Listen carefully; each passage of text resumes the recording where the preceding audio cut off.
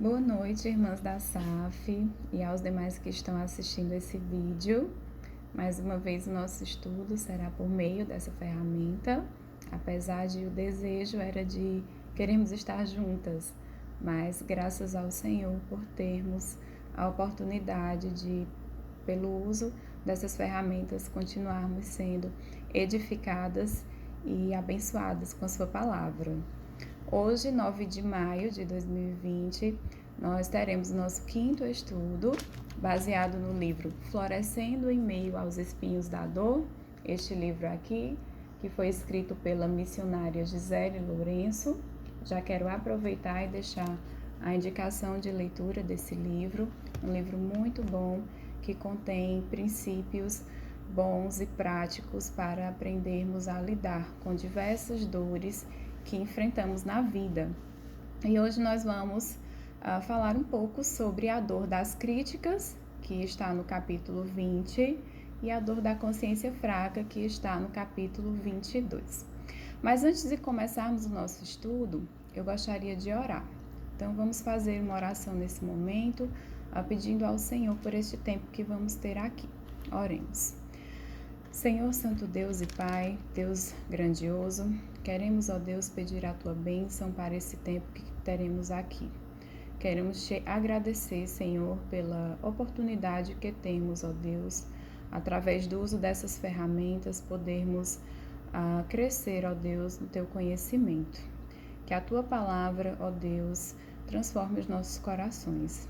Em nome do Teu Filho amado, Jesus Cristo, te oramos. Amém. Então, irmãs, você já se prontificou a ajudar alguém, a ajudar algum familiar seu, ou mesmo já se prontificou a fazer algum projeto, algum ministério na igreja? Já realizou no seu trabalho alguma tarefa com muito empenho e como resposta a isso você foi criticado? Quem muitas vezes não foi criticado? Quem nunca foi, na verdade, e duramente criticado? Então, a crítica, por mais que ela faça a parte da nossa vida, seja algo comum, por vezes ela pode nos causar uma dor menos intensa, mas por vezes ela pode nos causar uma dor muito intensa. E por mais que a pessoa criticada não demonstre, ela se sente triste, se sente magoada com aquilo e muitas vezes até desmotivada a continuar fazendo aquilo que começou. Então, como responder ou como agir em meio a críticas, a ofensas, a julgamentos, a difamações? Como proceder? Como podemos florescer quando somos criticados? Vamos abrir as nossas Bíblias e ler no livro de Neemias, capítulo 6, os versículos do 1 ao 14. E diz assim: Tendo ouvido Sambalate, Tobias, Gesem, o arábio, e o resto dos nossos inimigos que eu tinha edificado o muro, e que nele já não havia brecha nenhuma, ainda que até este tempo não tinham posto as portas nos portais, Sambalate e Gesem mandaram dizer-me: Vem, encontremo-nos nas aldeias, no vale de Ono, porém tentavam fazer-me mal. Enviei-lhe mensageiros a dizer: Estou fazendo grande obra, de modo que não poderei descer, porque cessaria a obra enquanto eu a deixasse e fosse ter convosco. 4 vezes me enviaram o mesmo pedido, eu, porém, lhes dei sempre a mesma resposta. Então Sambalate me enviou pela 5ª vez o seu moço, o qual trazia na mão uma carta aberta do teor seguinte: Entre a gente se ouviu, e Gesem diz que tu e os judeus intentais revoltar-vos. Por isso, reedificas o muro, e segundo se diz, queres ser o rei deles.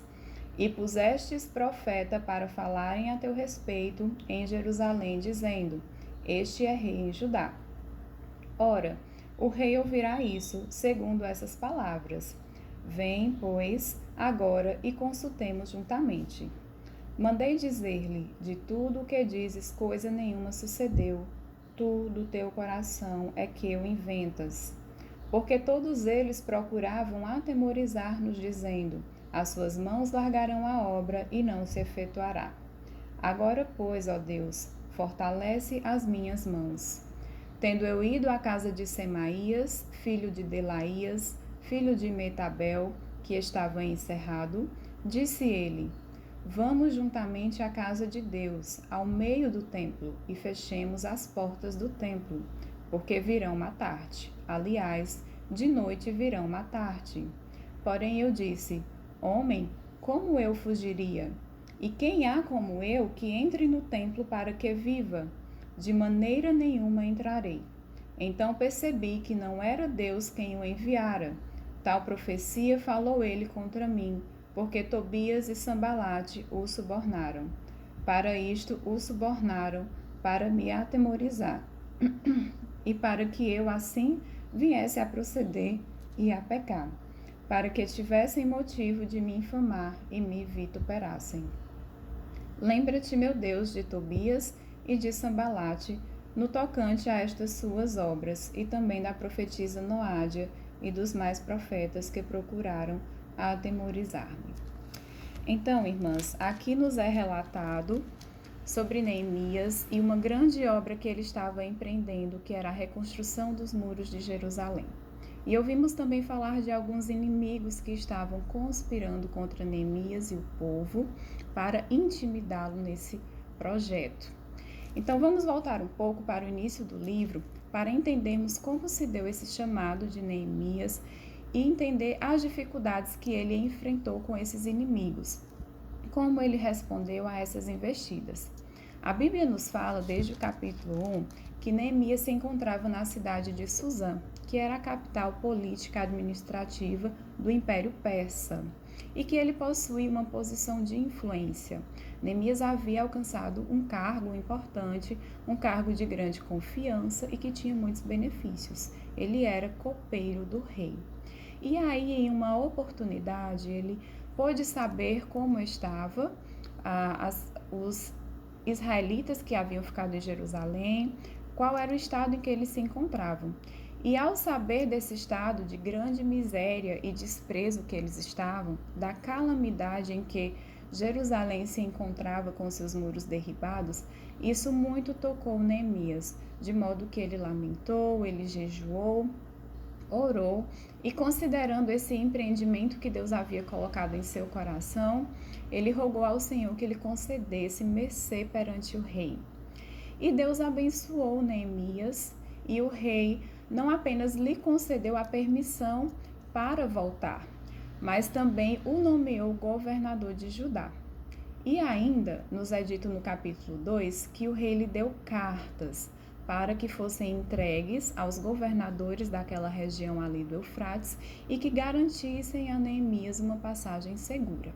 E aí no versículo 10 do capítulo 2, nós vemos pela primeira vez esses inimigos de Neemias.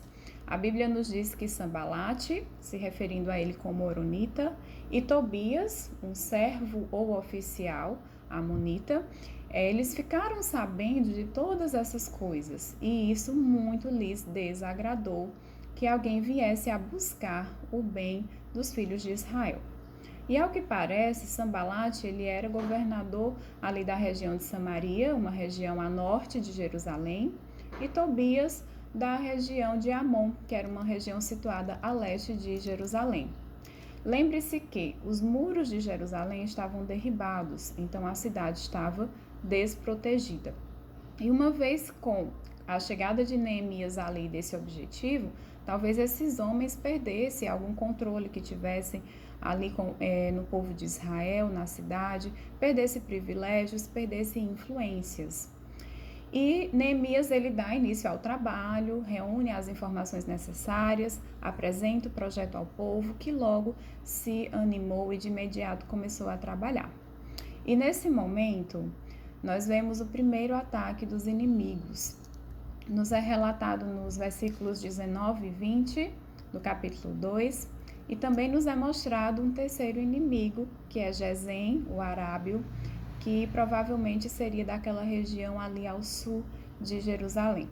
Então, Neemias, ele estava começando a ficar cercado por vizinhos não muito bons e que não estavam felizes com a ideia desse empreendimento dele. E o primeiro ataque levantado contra o trabalho de Neemias se deu na forma de zombaria e maledicência. Ele foi difamado, foi dito algo mal e não verdadeiro. Então a crítica, ela não é só uma opinião a favor ou contra, que no caso a opinião contrária ou negativa, como estamos vendo aqui. Mas ela também se dá por meio de julgamento, por meio de desaprovação, por meio de maledicência. E mesmo com essa investida, Neemias prosseguiu na obra e durante todo o seu empreendimento, os seus inimigos não se conformaram com isso e em alguns versículos nós podemos ver que eles continuaram a fazer investidas contra Neemias e o povo. No versículo 1 do capítulo 4, nós vemos que Sambalate ardeu em ira e zombou dos judeus. E depois nós vemos nos versículos 7 e 8 que juntamente com Tobias, Gesem e agora um quarto inimigo, que eram os Asdoditas, uma região ali a oeste de Jerusalém, eles se ajuntaram em comum acordo para atacar Jerusalém. Então agora Neemias estava cercado dos 4 lados, digamos assim, por inimigos. E mesmo com tentativas frustradas, eles ainda não desistiram.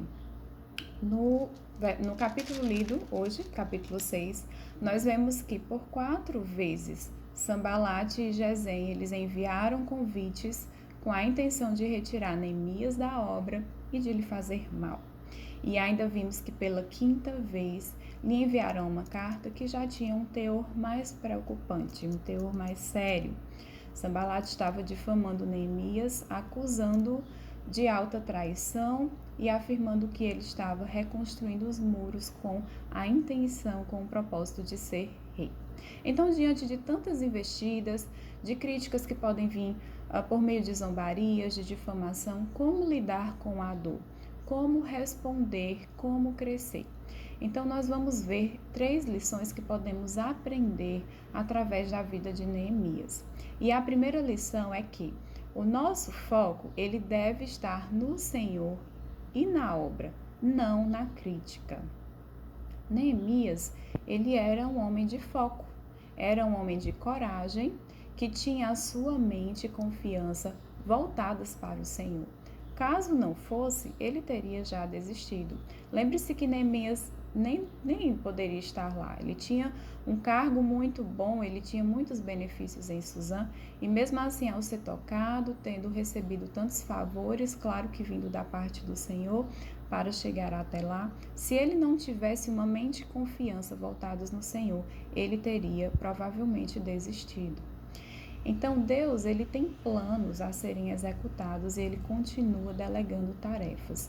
Tarefas essas que são diferentes a cada um, e ele continua concedendo dons e habilidades distintos conforme o propósito que ele tem no chamado. Deus, ele pode lhe colocar em um cargo elevado, notório, com planos grandiosos a serem executados, como também Deus pode lhe dar uma tarefa que não seja muito vista, que não seja notada. Mas independente do visto ou não, críticas vão surgir. Julgamentos podem vir por meio de pessoas que tenham inveja de você, por meio de pessoas que são movidas por interesses egoístas, que se sintam intimidadas pelo seu trabalho, ou mesmo que queiram lhe causar prejuízos, que não concordem com a sua opinião e muitos outros motivos. E sempre vão surgir, tanto na igreja, como no seu ambiente de trabalho, como na sua família. Você vai ouvir palavras duras que podem te fazer desanimar.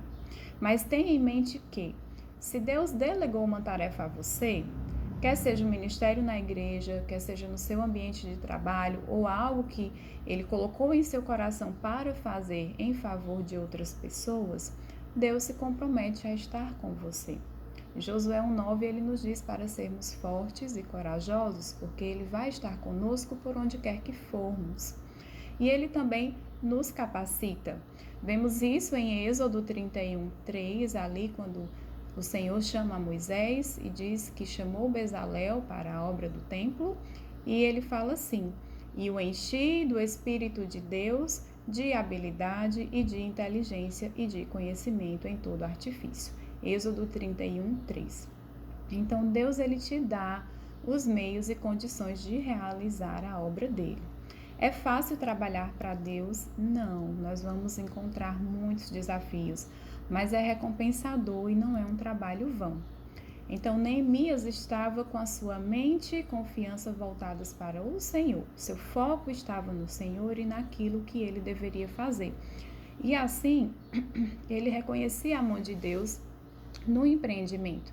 E dessa forma, ele falou para os seus inimigos que Deus era quem daria o bom êxito naquela obra e que, como servos, eles deveriam estar dispostos e fazer a obra. Então, mantenha os seus olhos fixos no Senhor em todo o tempo e naquilo que Ele lhe chamou a fazer e não na crítica que você receber. Uma segunda lição que nós podemos aprender com a vida de Neemias é que devemos responder à crítica com oração e sabedoria. Uma vez que somos confrontadas, que somos intimidadas com alguma crítica ou ofensa, nós sentimos o desejo de responder. Mas a melhor maneira de lidar a esses ataques críticos é orando.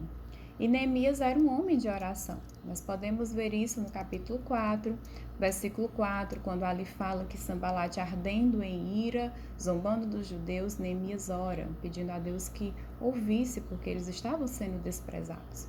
No versículo 9 do capítulo 4, da mesma forma, depois que saber do que os 4 inimigos estavam tentando fazer, Neemias orou. Então, a oração ela é indispensável ao nosso desenvolvimento espiritual. Ela nos aproxima de Deus, ela nos fortalece, ela nos prepara para enfrentarmos as dificuldades da vida. Então, vamos enfrentar críticas em todos os momentos, em diversos ambientes. Um ambiente muito comum mesmo que enfrentamos críticas é o nosso lar. Tanto nós criticamos o nosso cônjuge, filhos, pais, irmãos, como também nós somos muito criticados e às vezes duramente criticados. E precisamos muito estar arraigados no Senhor para podermos dar uma resposta espiritual e não carnal. Por quê? Nossa vontade é revidar, é falar o que vem à cabeça e pronto. Mas ao fazermos isso, impulsionados pelo calor do momento, pela mágoa, pelo ressentimento, nós podemos ser tolas e cair na armadilha do pecado e, por vezes, causar situações que sejam até mais difíceis de ser resolvidas. Então, combater essas investidas através da oração nos faz descansar em Deus. Por quê? Porque nós reconhecemos que Deus é soberano, nós descansamos, entregamos e deixamos nas mãos de Deus para que Ele resolva a situação. Reconhecemos que confiamos nele e que se Ele nos permitiu sofrer com aquelas críticas, ofensas ou difamações, Ele sabe o que faz. E muitas vezes Deus tem lições muito preciosas a nos ensinar, mesmo que seja por meio da dor. Mas além de orar, irmãs, nós devemos agir. E agir com sabedoria quando necessário. No versículo 9 do mesmo capítulo 4, nos diz que depois de haver orado, Neemias montou guarda e tomou as precauções necessárias. Ou seja, Neemias orou, mas ele também vigiou. Ele montou guarda.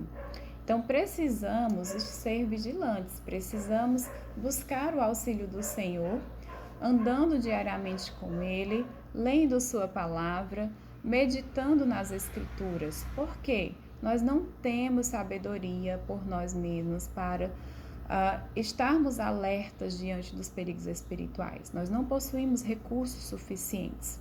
Então, precisamos estar lembrando sempre que nós lutamos diariamente e nossa luta é contra principados e potestades, é contra as forças espirituais do mal. E por isso, devemos estar vigilantes, armadas com a armadura de Deus, para que possamos resistir no dia mau. Efésios 6, 12, 13 e 18 nos diz isso. Então, tomando essas precauções, vamos prosseguir em crescimento. Vamos ser abençoadas com sabedoria.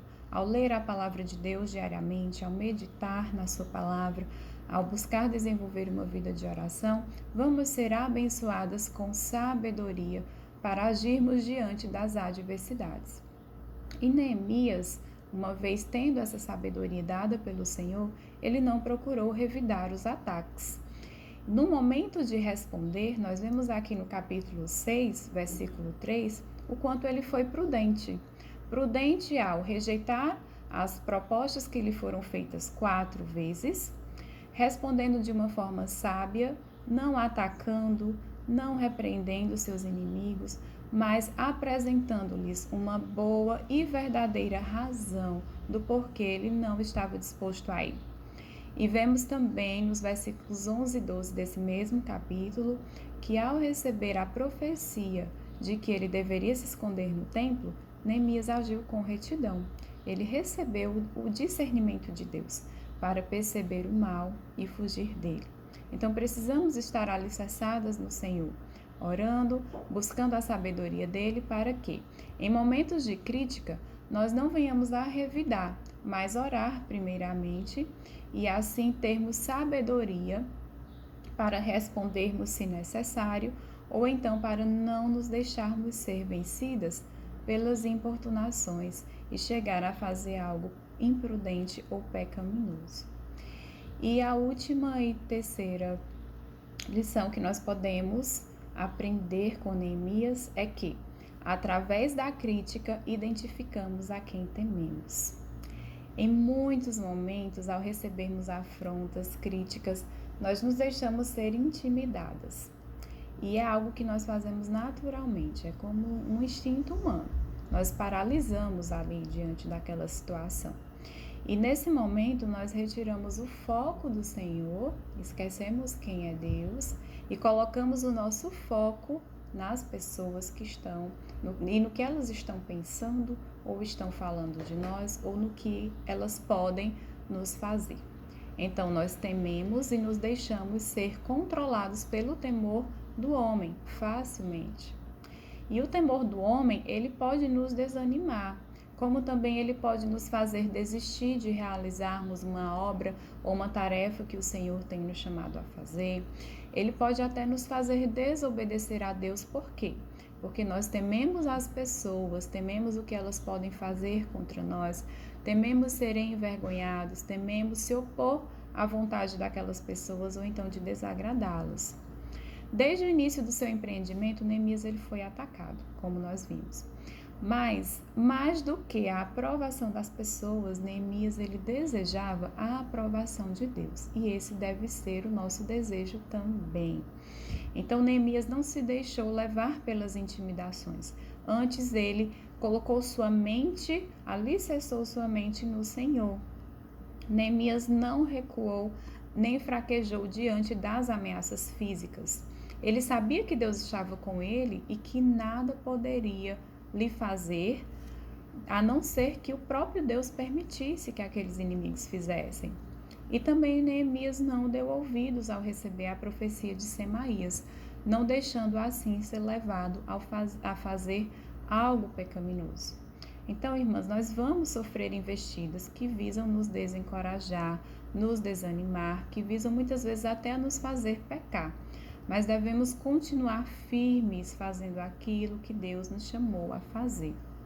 Nossa confiança deve estar alicerçada no Senhor. E nós podemos aprender a temer a Deus ao invés de temer ao homem. Deuteronômio 4:10, Deus diz assim: reúne este povo e os farei ouvir as minhas palavras, a fim de que aprenda a temer-me todos os dias que na terra viver, e as ensinará aos seus filhos. Então, aprenda a temer-me todos os dias. Então, podemos aprender a temer ao Senhor. Como? Lendo a sua palavra, meditando na sua palavra diariamente, conhecendo a Deus, buscando conhecer a Deus, crescer no conhecimento de Deus e orando, pedindo ao Senhor que Ele nos ensine. Então, mantenha o seu foco no Senhor, alicerce a sua mente no Senhor, mantenha o seu foco nele, na obra que Ele lhe chamou a fazer e não na crítica. Ao sofrer críticas, ofensas, zombarias ou até mesmo difamações, ore, primeiramente ore. E busque ser vigilante, buscando no Senhor a sabedoria para que, caso seja necessário responder àquela crítica, você o faça com sabedoria e discernimento. E aprenda a temer o Senhor, para que você não permita que o temor do homem leve você a pecar ou venha a afastar você dos planos do Senhor para a sua vida. Agora, irmãs, nós vamos estudar um pouco sobre a dor da consciência fraca, que está no capítulo 22. E quando falamos em consciência, nós pensamos que todos nós somos dotados. Nós somos dotadas de sentido ou de percepção do que é moralmente certo e do que é errado, daqueles valores que nós aprovamos e que nós desaprovamos. Então, diante dessas convicções que temos, como nos comportamos quando somos confrontados em algum assunto ou situação? Nós criticamos, nós julgamos, nos sentimos péssimas sem saber se estamos agindo corretamente ou não? Vamos agora abrir nossas Bíblias em Romanos, capítulo 14, e vamos ler dos versículos 1 ao 3 e do 13 ao 23. E diz assim: acolhei ao que é débil na fé, não porém para discutir opiniões. Um crê que de tudo pode comer, mas o débil come legumes.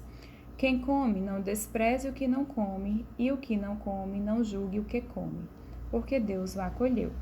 Versículo 13. Não nos julguemos mais uns aos outros, pelo contrário, tomai o propósito de não pôr tropeço ou escândalo ao vosso irmão. Eu sei e estou persuadido no Senhor Jesus de que nenhuma coisa é de si mesma impura, salvo para aquele que assim a considera, para esse é impura. Se por causa de comida o teu irmão se entristece, já não andas segundo o amor fraternal. Por causa da tua comida não faças perecer aquele a favor de quem Cristo morreu. Não seja, pois, vituperado o vosso bem, porque o reino de Deus não é comida, nem bebida, mas justiça e paz e alegria no Espírito Santo. Aquele que deste modo serve a Cristo é agradável a Deus e aprovado pelos homens. Assim, pois, seguimos as coisas da paz e também as da edificação de uns para com os outros. Não destruas a obra de Deus por causa da comida. Todas as coisas, na verdade, são limpas, mas é mal para o homem o comer com escândalo. É bom não comer carne, nem beber vinho, nem fazer qualquer outra coisa com que teu irmão venha a tropeçar, ou se ofender, ou se enfraquecer. A fé que tens, tem-na para ti mesmo perante Deus. Bem-aventurado é aquele que não se condena naquilo que aprova. Mas aquele que tem dúvidas é condenado se comer, porque o que faz não provém de fé, e tudo que não provém de fé é pecado. Então aqui nós temos uma situação, nos é relatado algo que aconteceu na igreja de Roma, que nos retrata a consciência fraca. E ali parecia haver duas questões específicas que estavam gerando críticas e contendas entre o povo. De um lado, nós tínhamos pessoas que comiam legumes, vegetarianos, que criticavam quem comiam de tudo. Ao passo que estes, crendo que podiam comer de tudo, eles faziam pouco caso e desprezavam aqueles que comiam somente legumes. Tínhamos também alguns que consideravam um dia mais importante do que outro, enquanto outros julgavam todos os dias iguais. E o mesmo acontece hoje em dia, não é mesmo? Um come carne, o outro acha que é melhor ser vegetariano, e aí vem um terceiro e diz que não, que o melhor é ser vegano. Um toma muito café e já o outro acha que aquilo é muito prejudicial à saúde e que o melhor seria só tomar chá. Um aprova certo comportamento, certo estilo de vida, certo pensamento político e outro desaprova. E assim nós seguimos fazendo julgamentos que são baseados nos nossos próprios pensamentos e opiniões. nos preocupando com questões que, quando levantadas, podem chegar a causar grandes problemas. E o texto ainda nos mostra dois grupos de cristãos. Aqueles que eram fortes na fé, cristãos que já estavam maduros na fé, que já eram firmes nas virtudes cristãs, mas também cristãos que ainda eram fracos na fé, que estavam amadurecendo ou que se encontravam ainda presos a questões relacionadas a costumes, a crenças, que possuíam uma consciência mais fraca.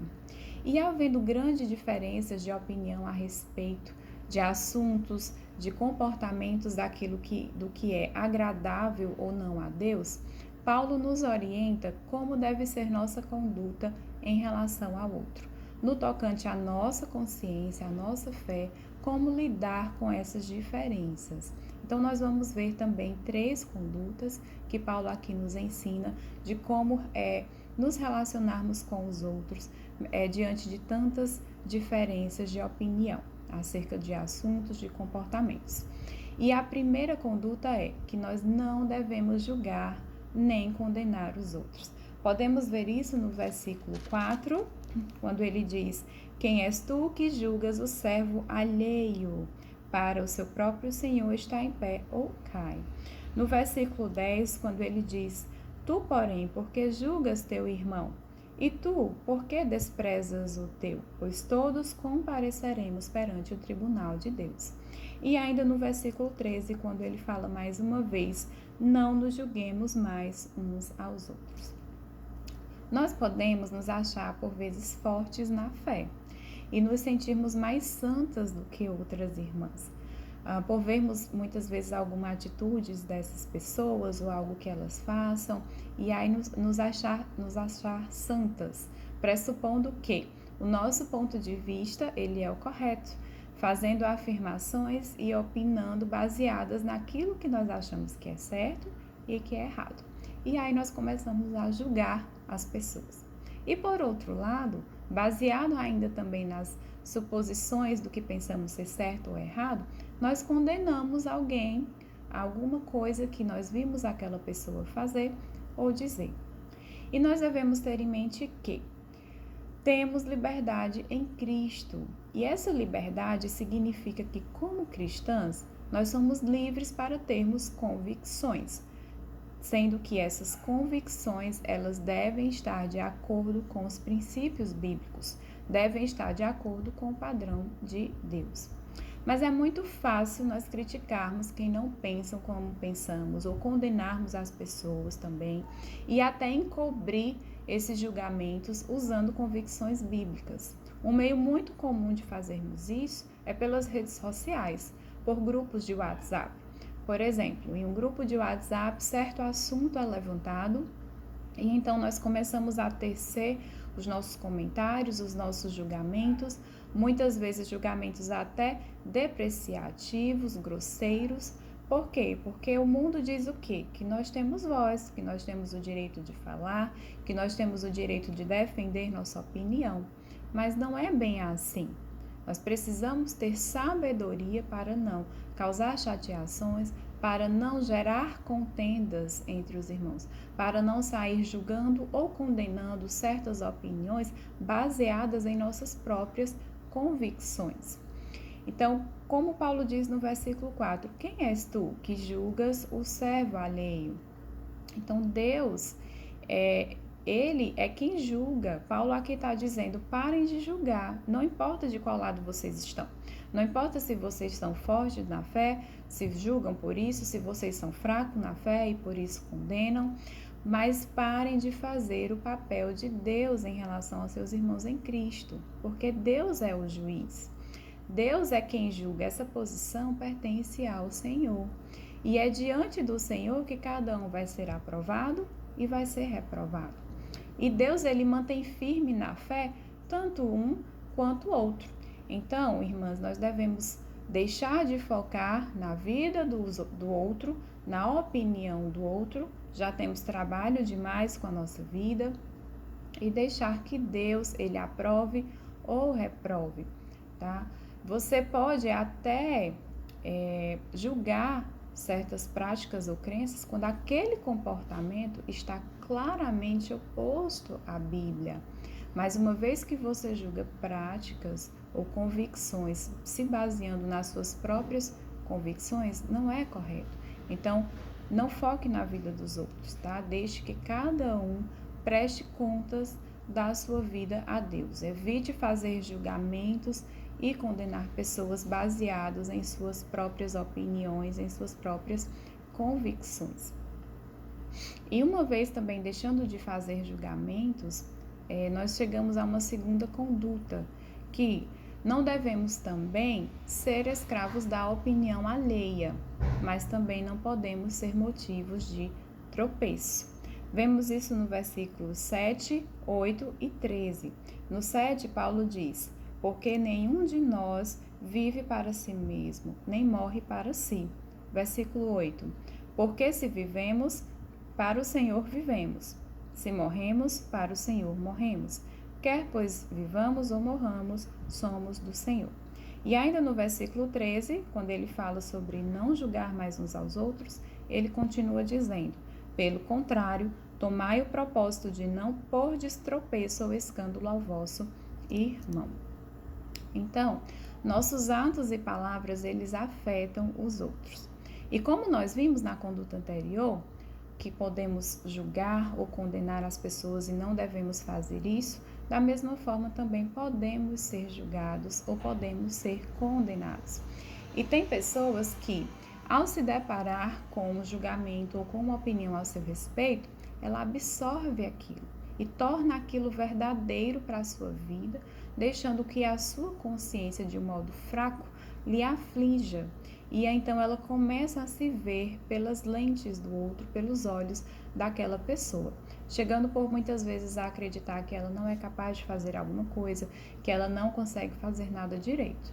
Um outro exemplo também que podemos ver ainda, por exemplo, nas redes sociais, quando a gente faz algo que é visto por muitas pessoas, uma postagem nas redes sociais de algum versículo, compartilhando a palavra de Deus com o intuito de glorificar a Deus, de edificar a vida de outras pessoas ou de mesmo agradecer a Deus pelo trabalho, mostrar ali o Senhor sendo glorificado por meio de um trabalho.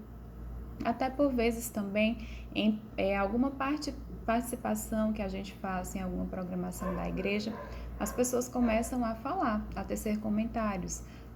Aquela pessoa só quer ser vista. Aquela pessoa está fazendo aquilo ali, mas não é para glorificar a Deus, é porque ela gosta de se mostrar mesmo. E ao sabermos desses comentários, do que essas pessoas estão falando, nós começamos a achar que estamos pecando, a achar que não estamos fazendo pelos motivos certos e então sofremos. E devemos ter o cuidado para não colocar a opinião das pessoas como o norte orientador das nossas vidas. Porque se assim o fizermos, nós vamos nos sentir sufocados. Nós vamos ser escravos das suas opiniões, vamos nos sentir não valorizadas, por vezes rejeitadas, envergonhadas, vamos ficar preocupadas com o que vão dizer de nós, se gostam de nós, acabar concentrando a nossa energia no que essas pessoas pensam e muitas vezes tentando até agradá-las, nos deixando ser manipuladas por ela. Em Gálatas 2, nós temos um exemplo de Pedro, que ao querer agradar os judeus, ele não estava mais comendo com os gentios e agindo assim dessa forma, ele estava desagradando a Deus e levando os outros a fazerem o mesmo. Então, não era pecado comer com os gentios, mas por medo dos judeus, ele decidiu fazer isso. E precisamos, irmãs, parar de sermos regidas pelos pensamentos alheios.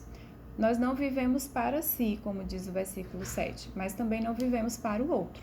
Nós vivemos para a glória de Deus. Então, tudo o que nós fazemos está sujeito não à aprovação das pessoas, está sujeito à aprovação de Cristo. Então, comece a treinar a sua mente a não ficar muito preocupada com o que as pessoas pensam sobre você. Compreenda a liberdade que Deus lhe deu e viva essa liberdade para a glória dele. Diante de comentários, de algo que é dito a seu respeito, você pode usar alguns passos para examinar aquilo que foi dito. Você pode primeiro perguntar: o que Deus pensa sobre isso? Em segundo, você pode perguntar: o que eu ouvi do meu irmão ou da minha irmã é verdade? Terceiro, eu estou fazendo algo de errado e eu preciso me arrepender? E quarto, Deus está sendo glorificado através dessa minha ação, dessa minha atitude ou através da minha vida? Então, uma vez examinado isso, tendo o seu coração examinado, se você estava errada e precisa realmente se arrepender, arrependa-se e comece a fazer pelos motivos certos. Mas se não estava errada, se estava glorificando a Deus com aquilo, então não deixe de fazer por conta da opinião dos outros. Não vá gastar suas energias com isso, se preocupando demais com a opinião das outras pessoas. Mas aí temos que ter o cuidado com uma coisa. Nós não podemos fazer algo, nada, com a intenção de machucar um irmão fraco na fé. Não podemos nos preocupar demais, mas também não podemos excluir a preocupação da nossa vida de forma que venhamos a fazer algo que venha a machucar um irmão fraco na fé.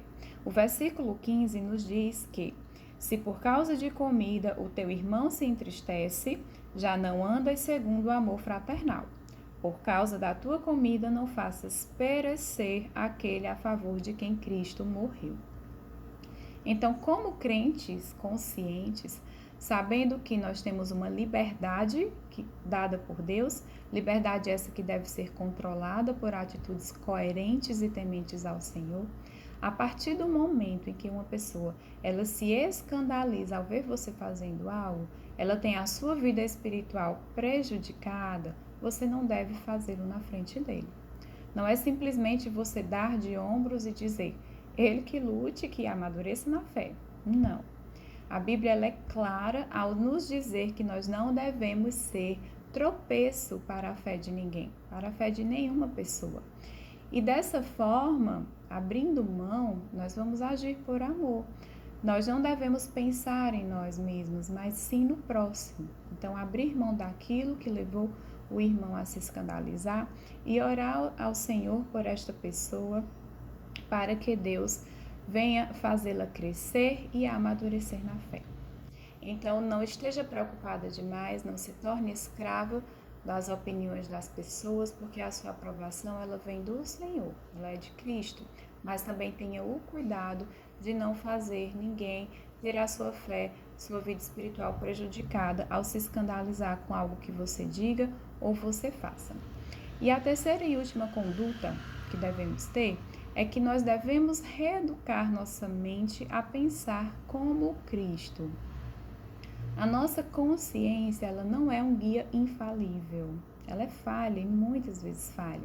Então, nós precisamos educá-la pela palavra de Deus. Os versículos 22 e 23, no final do capítulo 14, nos diz que a fé que tendes, tem-na para ti mesmo, perante Deus. Bem-aventurado é aquele que não se condena naquilo que aprova, mas aquele que tem dúvidas é condenado se comer, porque o que faz não provém de fé, e tudo o que não provém de fé é pecado. Então, se fazemos algo segundo a consciência cristã que temos, nós devemos fazê-lo por fé. Mas então, se temos dúvida, ainda que estejamos no momento mal instruídas e mesmo assim fazemos, nós somos culpados de pecado, porque agimos contra a nossa consciência. E por outro lado, nós temos que lembrar também que agir de acordo com a nossa consciência, que é falha, ela pode por muitas vezes ser pecado, pode nos levar a pecar. Então, Deus ele se agradou em nos revelar os seus princípios, para que nós tenhamos uma consciência bem instruída. Reeduque somente a pensar biblicamente. Tenha uma opinião bem definida sobre o que agrada a Deus. Busque por uma consciência forte, tá? Todas as coisas elas são possíveis de mudar. Se você acha que tem uma consciência fraca, você pode sim crescer e ter uma consciência forte. Em Cristo você pode sim ter. Então, busque ser esclarecida, viver em conformidade com os princípios de Deus, ter uma opinião bem firmada sobre o que agrada e o que não agrada a Deus. Nós somos chamadas a ter a mente de Cristo, a conhecer o bem, a possuir uma mente e coração treinados na verdade do Senhor, para que, nos momentos de pressão e em momentos que sejam necessários julgar coisas boas ou ruins, nós sejamos capazes de permanecer firmes e com integridade.